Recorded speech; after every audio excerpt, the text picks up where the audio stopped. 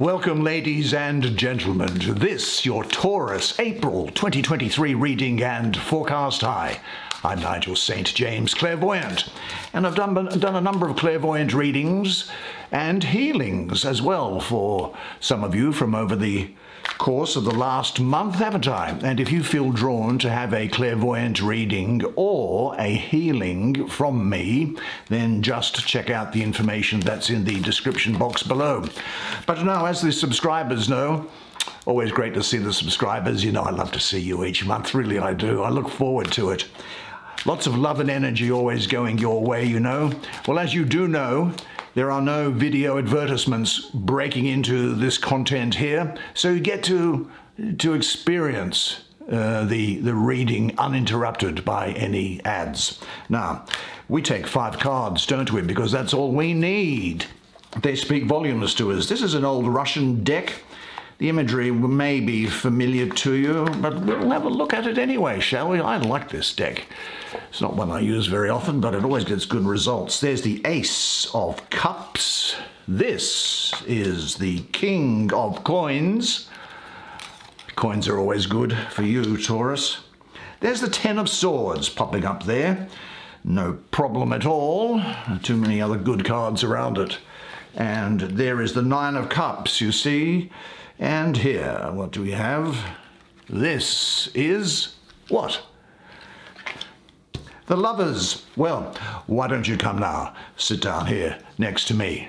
We'll have a good close look at the imagery on these cards together while I do the reading for you.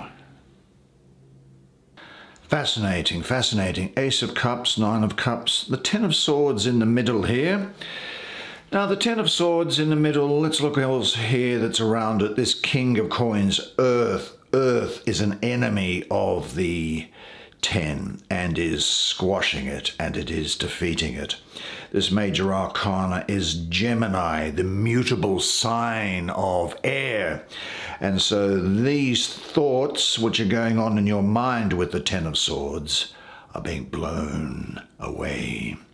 Now, the interesting thing about the Ten of Swords, I want to deal with it straight up front. Now, it's come here for those reasons that I've just mentioned there, is that I don't think that this is a big deal for you. But nevertheless, it's come here because it wants to talk to you about something. And I also think it's to do about something that's happened in the past. Now, very often when you see people reading the Ten of Swords, they do one of two things. They say, oh, it means you're going to go insane, or you're going to go broke, and everything's going to be destroyed financially. And in this case, it is not true. That is not going to happen at all. Or they say, oh, this card doesn't matter. Oh, look, it's ha ha ha ha. I wish it hadn't turned up. But the fact is that certainly in my readings, things turn up for a reason. But the other cards here all interact with it, these energies, destroying it in this case, blowing it away in this case. And of course, your wishes are fulfilled anyway, and you have great love coming into your life. Let's look at this Ten of Swords up front and see that it is the Sun ruling the third decan of Gemini. Now you see there's got this Gemini card attached to it here as well. And this Gemini card is, as I say, blowing away things here. Now the Sun in Gemini. Well, here, the Sun in Gemini, look, frankly, is difficult, as Gemini disperses the Sun's energy and your focus. And the focus can become entirely on the mind, which is the suit of swords, and it is unstable, as the 10 is about to go into the next suit. But nevertheless, I think that there is here the message here that you have or are gaining wisdom through what has been some pain and loss. It's also the case that there could well be some, well, there's a warning here of the destructive power of negative thinking, which disrupts the harmony and balance of your heart. So you need to look at where the fears in your life lie and change the way that you are dealing with them here. This speaks of, and let's be honest, this isn't saying this is going to come up to you into the future, but this is if you like, it's a conversation with you which says that, do you know, there is a destructive power of constant negative thinking. Prepare to take whatever remains of joy of life you can feel when you are stuck in that negative groove. Remember love for yourself and others, as well as existence. Understand also that sometimes you just have to believe in yourself. Now, there is a good chance that all you've ever been told or made to feel in your life so far is that you can't do anything. That every time you dared to dream that your life could be better, you were shot down or laughed at, made to feel small, made to feel useless, made to feel like an idiot for even thinking you could be more. Now all of us, just as we thought something was in reach, have had a massive shadow of doubt thrown on us, normally by someone who is close to us, and it hurts. It hurts you, it hurts me, it hurts everyone. But what happens is that you've then thought of the pain to get what you want, and your brain avoids it. And in relation to things that have happened in the past, remember that sometimes, look, just straight out bad things do happen to good people, and you may come to the conclusion that life isn't fair. Well, is it fair for the animals? Is it fair for plants? Is it fair for everybody? No, but it can be heart-wrenching. And if you're having one of those dark days, it's okay. It's okay to feel that darkness. When challenges come back to back to back and it seems like something is after you, that something is attacking you, that something is attacking your journey, look for the lesson in it all. You grow through what you've gone through. The question is, are you willing to go through it? And when sometimes those bad things happen, what are you going to do? Are you going to allow a horrible situation to dictate the way you feel and how you handle it? Are you going to fall over, fall down, fall apart? Or are you going to face the issue with courage and resolution? Remember, you know darkness. You've seen it before. So embrace it. Embrace the darkness. Don't look away from it. Own it. Walk one step after another. Never surrender. Remember that even the most wretched of times, in them, don't pause. Remember not to stop. Remember not to hesitate. Take that first step and start walking. Always hold your head high and let your spirit rise. You are a child of the divine. You are protected. Don't allow yourself a switch off button, because I know there is always an answer. No matter how dark that place may be, there is always a way out. Keep going. Hold on to that fundamental quality of faith. Have faith. Know that on the other side of pain is always something good. So, and I won't spend much more time on this one because we've got others to cover, but, you know, the first step is to recognize any fears that you have. The second step is to understand the negative energy which lies hidden beneath your fear. And if you want to, you can vanquish this fear by recognizing it. And what are your greatest fears? How would the total destruction of your life look? Now, it's not going to happen, by the way, but what would it look like? Now, once you have recognized in what areas your fears lie, formulate your own specific affirmations that use only positive terms to reprogram yourself. Remember, your subconscious doesn't know what is true or not. It just acts on what you tell it. Now, there is a book of the Old Testament, the Hebrew Bible, the book of Psalms. And I'm pretty sure it's Psalm 35, verse 34, that says, Take up my cause, O Lord my God, as you are beneficent, and let them not rejoice over me. Now, invoke that for assistance in the face of adversity. And the best time to do that is between 20 to 6 and 6 a.m. in the morning. It allows knowledge of truth to surface and your innocence to triumph. Abundance and fruitfulness will fill your being. And there's also a power of procreation associated with that as well. Now, seeing as I spoke of that major arcana, let's have a look at it, shall we? Let's see what there is here. Gemini all over this. The Lovers. Well, I will talk, at least in this one, because it's major arcana, about the picture itself. And here there is a couple dressed in traditional peasant clothing.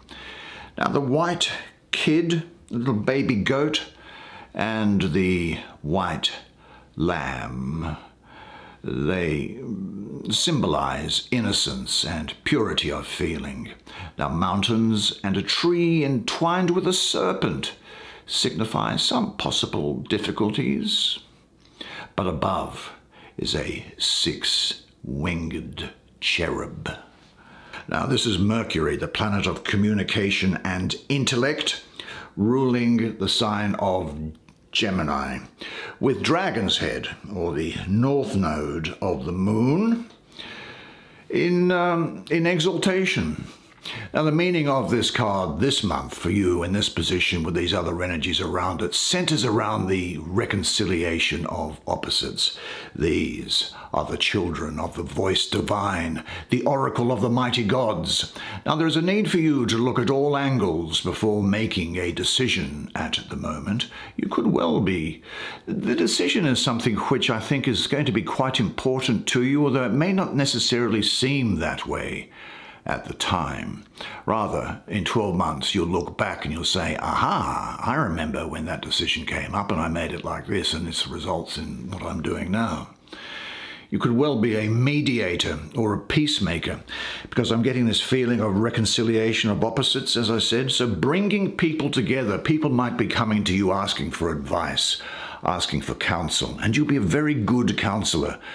You'll be able to get into other people's headspace, and you'll be looking at harmony in relationships, how to bring about harmony in other people's relationships, giving advice as to what to do, as well as looking at your own, of course. Again, I'm getting this need to make a major life choice on the direction ahead of you. Now, there could also be here a mutual attraction and a sexual connection. But because this is a major arcana, I don't think that this sexual connection is going to be something casual or limited. Rather, I think it's going to develop into something which is a relationship. You'll be very attractive during this period. There's a love all around you, but this is also shown by these other cards here. In just a moment, we'll get to them. And there is the union of opposites through love. You might be looking at someone for a second time.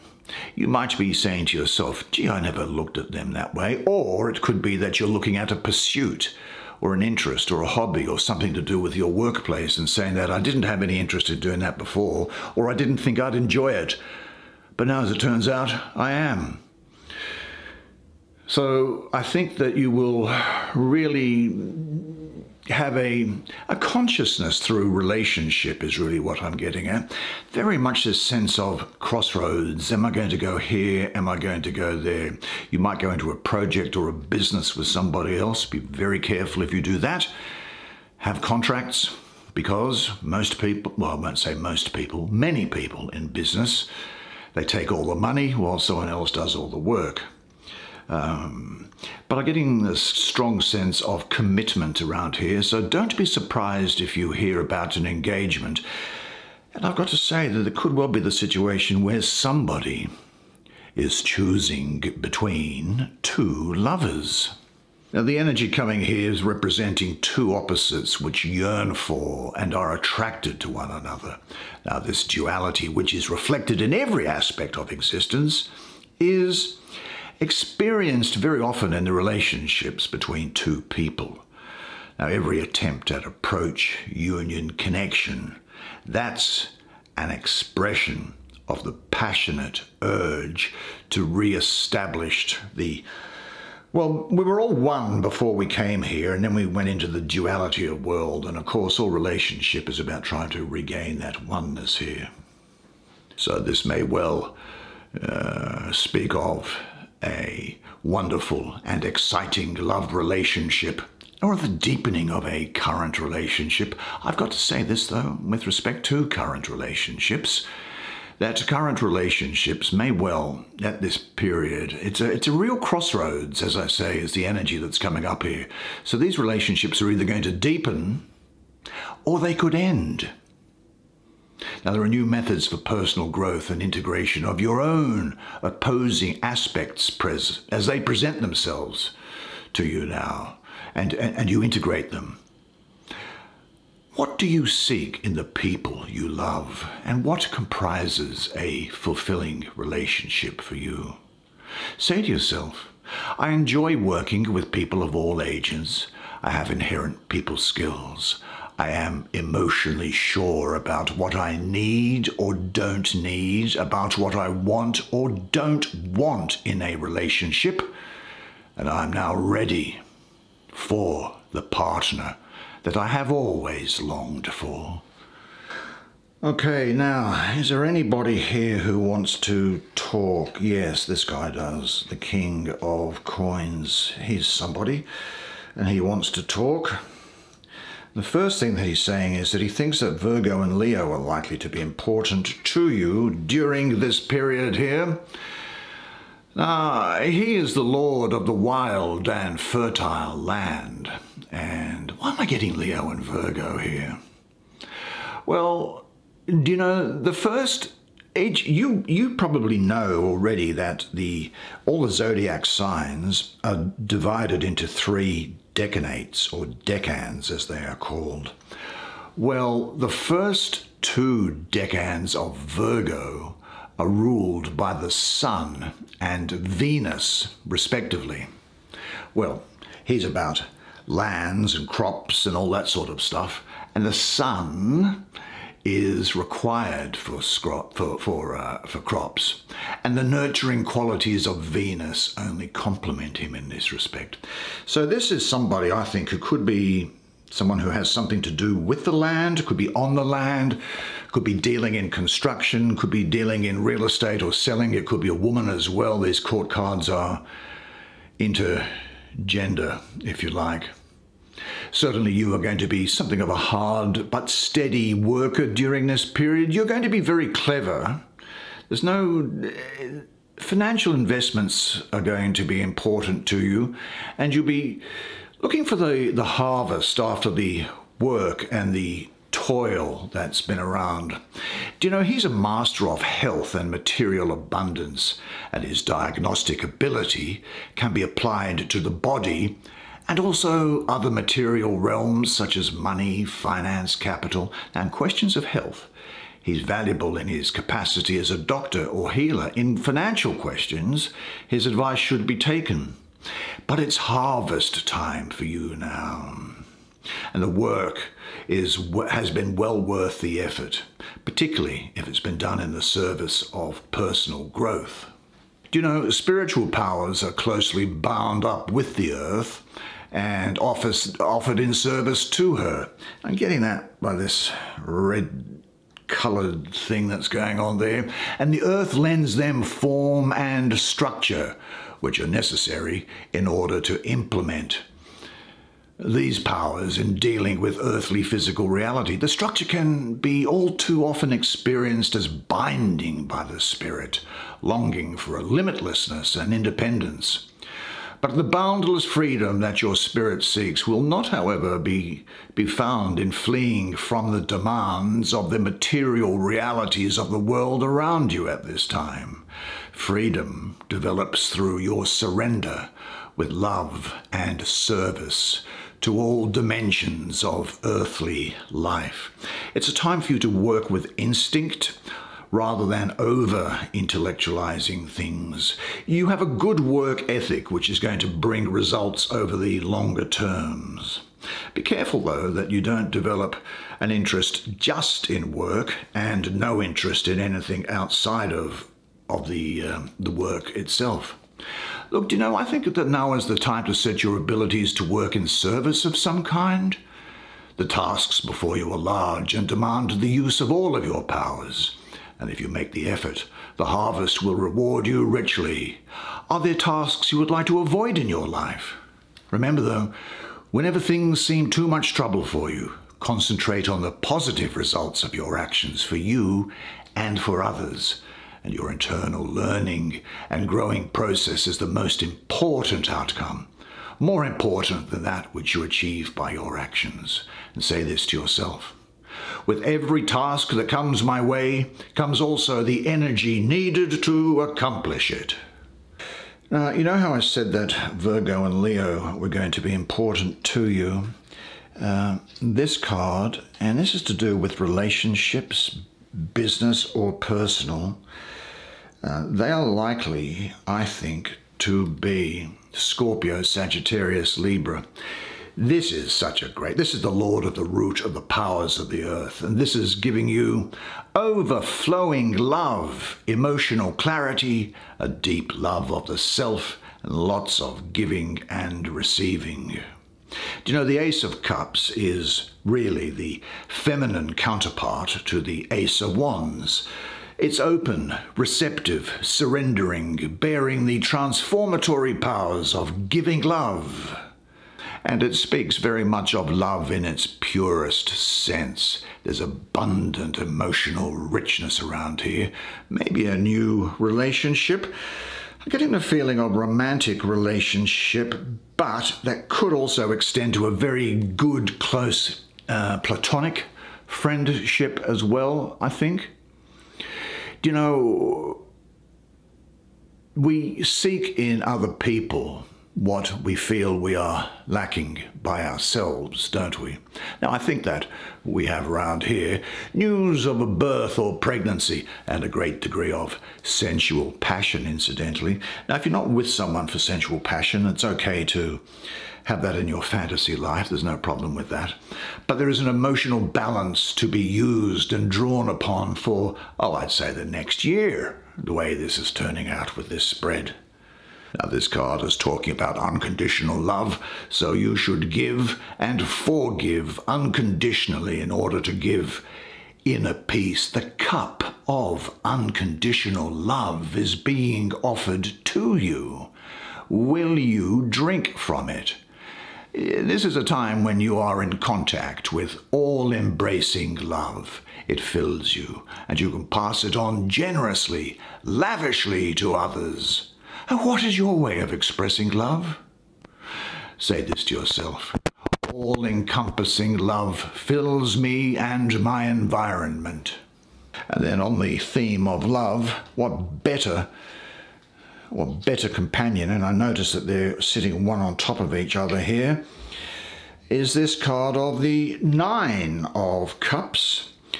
Now, this is Jupiter ruling the second decan of Pisces. Well, Jupiter is the ruler of Pisces, and so there's a very strong complementary energy there.